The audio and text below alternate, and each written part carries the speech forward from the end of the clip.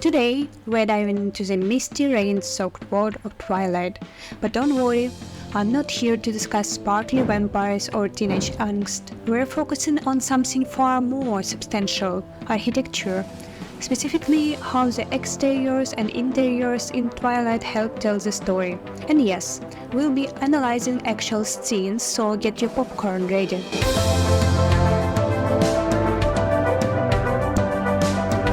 Let's start with Sparks High School, an important backdrop for Bella and Edward's budding romance. The school's exterior was filmed at Kalama High School in Washington, a building construction in 1938 in the Art Deco style. The big facade, symmetrical design are all telltale signs of this era. But what's interesting is the contrast this building sets against the gloomy, almost timeless setting of Forks. This is a town caught between old and new, between nature and civilization, an ongoing theme in the film.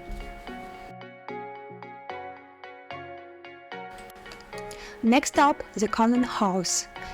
The Cullen House, a glass-walled modernist dream that seems like it was dropped into the forest by mistake. This house was filmed at the Hawk House, designed by architect Jeff Cowell of Skylab Architecture. It is a perfect example of contemporary design meeting nature.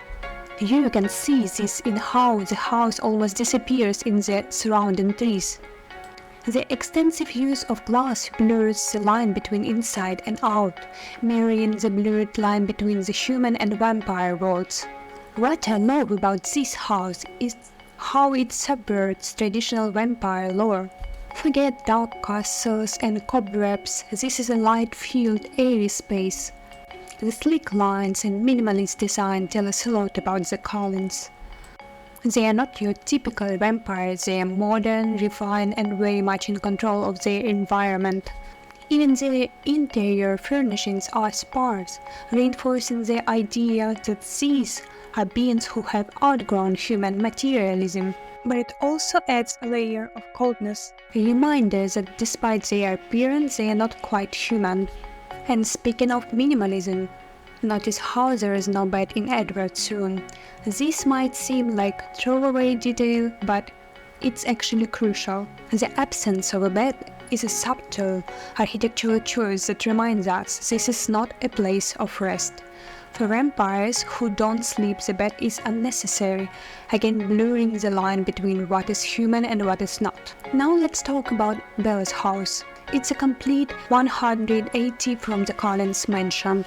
Her home is a modest early 20th century craftsman bungalow. The craftsman style, known for its emphasis on handcrafted woodwork, low-pitched roofs, and a connection to nature, suits Bella's grounded, everyday character.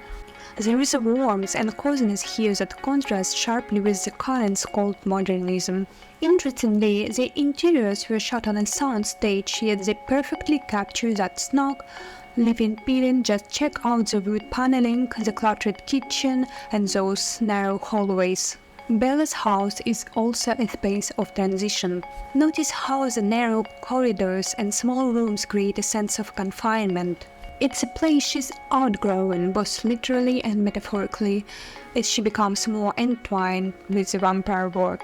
The contrast between her home and the Cullen house symbolizes the pull between her old life and the new, dangerous world she's stepping into. Lastly, I want to mention the use of natural landscapes, especially the iconic meadows scene. This isn't architecture in the traditional sense, but it's essential to the film's visual language. The meadow, lush and basked in soft light, contrasts with the moody, overcast forest. This represents a kind of sanctuary, a rare place where Bella and Edward can be their true selves, away from the pressures of their respective worlds.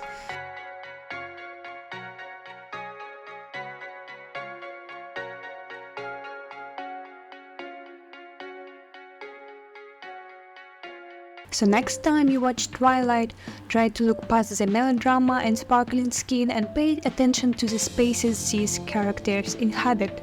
The architecture might just tell you more about them than you expect. That's it for today. If you enjoyed this video, don't forget to like, subscribe, and let me know in the comments which film's architecture I should analyze next. Until then, stay inspired and keep looking for the stories that buildings tell.